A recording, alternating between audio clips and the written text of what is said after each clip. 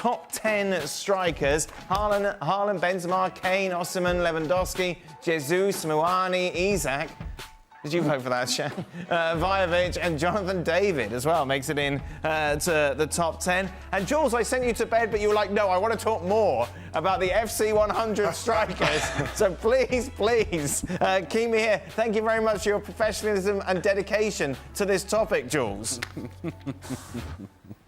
It's a pleasure, always, you know. Yes. Yeah. I mean, this was an easy one, I think, in a sense. But there's really interesting things to talk about. I mean, the top 5, I think we can all agree. You can maybe switch 1 or 2 of the places, but I think Lewandowski, Osimhen, Kane, Benzema, Haaland, not just on last season, but on the previous seasons, what they've achieved, what they're doing, the talent, everything, because let's not forget Gab's rules and criteria. It's not just what happened last season.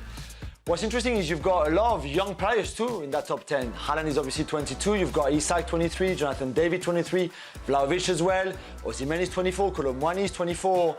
There's still a big gap, it feels, between the top 5 and then 6 to 10, really. Muani, Gabriel Jesus, they're not on the level of the top 5. David either. Vlahovic had a bad season with Juventus, plenty of potential. So there's clearly the potential, the one who've achieved a lot already, and this disparity and variety in ages, which I think is very interesting too. Jan, are you happy with that top 10? Not a bad list. Great strikers in there. I have a soft spot for Vlahovic. I think that he got enormous potential. I agree with Jules that the top 5, maybe Kane, based on last season, can be ahead of Benzema. I couldn't say that loud because there is a Frenchman in the studio, of course, but maybe those kind of things. But Vlahovic, I think that, yes, he didn't have his best season last season, but I think the potential is there. I think he got an enormous pundus. He's on the pitch. He's there. He can turn into one of the best. I am a bit surprised that he's not at the top of some of the Manchester Uniteds or the Chelsea or Bayern Munich, if that is the most realistic striker they can get in this market. So maybe Vlahovic up there, but I'm happy with that. And after I got that list, I also had a look again at David. I mean, he had a fantastic season this season, involved in so many goals. So I'm happy with that list. It's a great list. Jordan Henderson has been linked to a move to Saudi Arabia. Should he bite the hand? Should he go? Absolutely. Yeah? You want to see him? You want to see him go? Oh, no. What?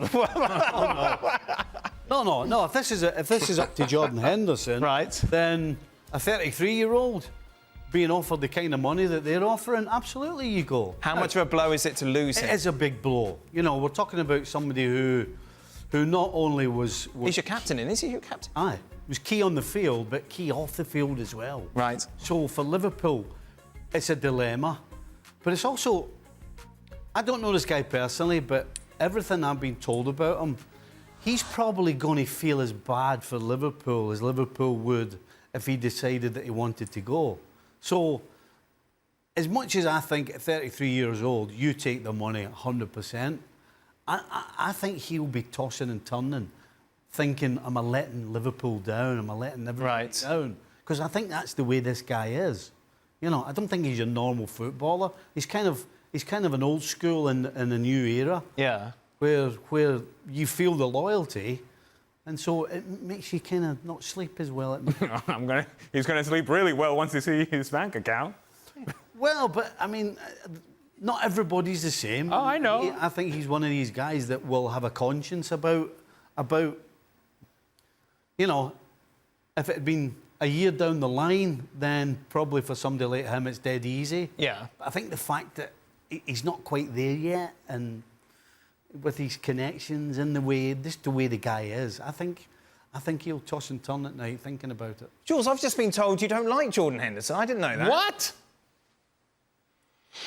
Yeah, I'm not a fan. I won't lie. I like the leadership and I like the guy, but as a footballer, and then to be fair, I think he can thank Steven Gerrard massively, because if Steven Gerrard doesn't go there as a manager, there's no way they make an offer at £700,000 a week for Jordan Henderson. Have they even seen Jordan Henderson play football?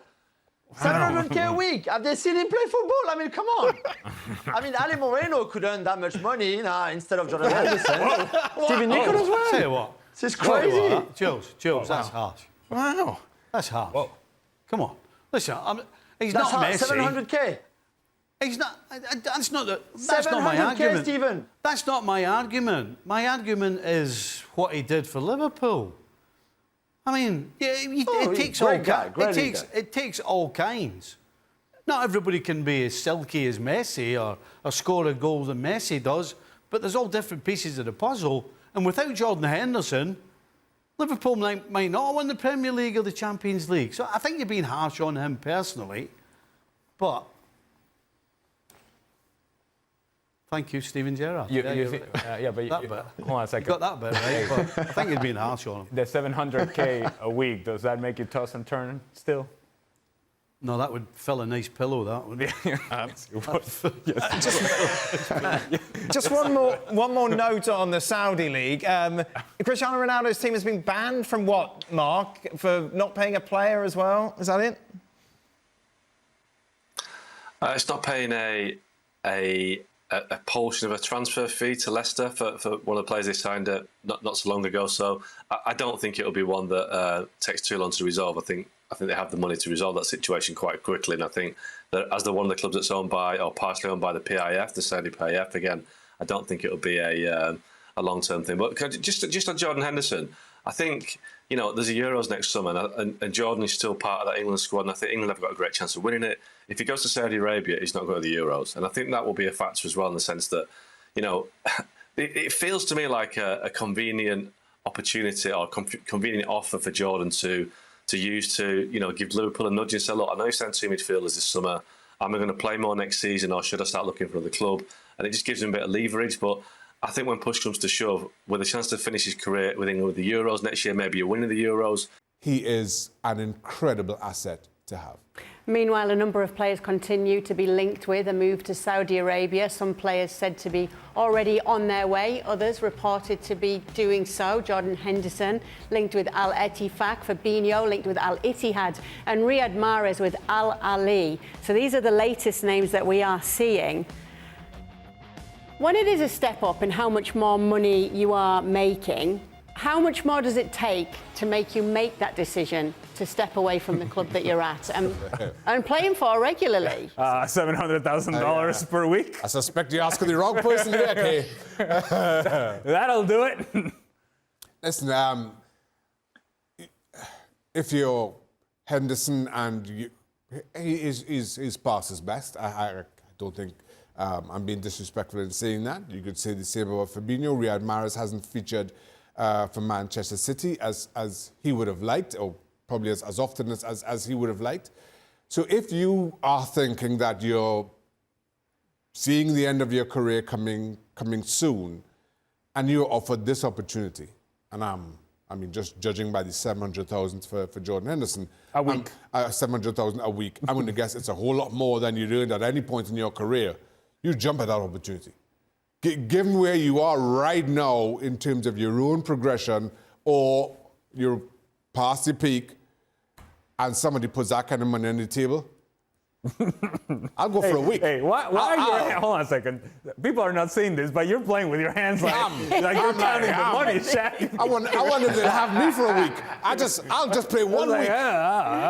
As we know, Frank Leboeuf made a big money move. Yeah, he did. They made a ring. Yep. Is there any situation, though, Frank, if you're a professional right now, that you decide, no, Saudi Arabia wouldn't be for me right now?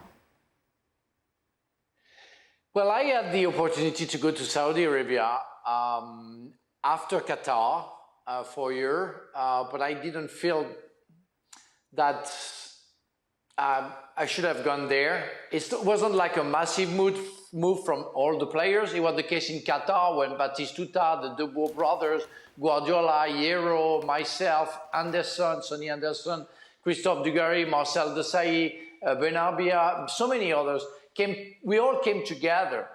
And I had that possibility with Saudi Arabia, but for some reason and human rights, I didn't want to go there, even if it was for $6 million a year net at the time. That was huge. And some people said to me that was crazy, but I didn't feel that I had to go there just for money. I wanted also to have my freedom. So I don't know how it's there. And if they are right or wrong to go, it's their own decision, and they take full responsibility for their acts. And I know it's hard sometimes when you have the possibility of making sure that your family is going to be safe for the rest of their lives to make that move. And I would never judge anybody. I did that in Qatar. I felt that it wasn't the same as Saudi Arabia at the time. Again, I understand, like Shaka said, if you're over 30 or you're 32, 33, or Jordan Henderson, or you're some others like Ronaldo, like even Koulibaly, going there, it's only fair if you want to get some money and put your family safe. It happened to me in Qatar, so again, I will never judge. But if I see players below 30, I'm sorry, but I would say it's stupid, because they have some years to give to the best leagues in the world, and they shouldn't go there. Thank you very much for watching ESPN FC on YouTube. For more highlights, analysis and exclusive content, be sure to subscribe.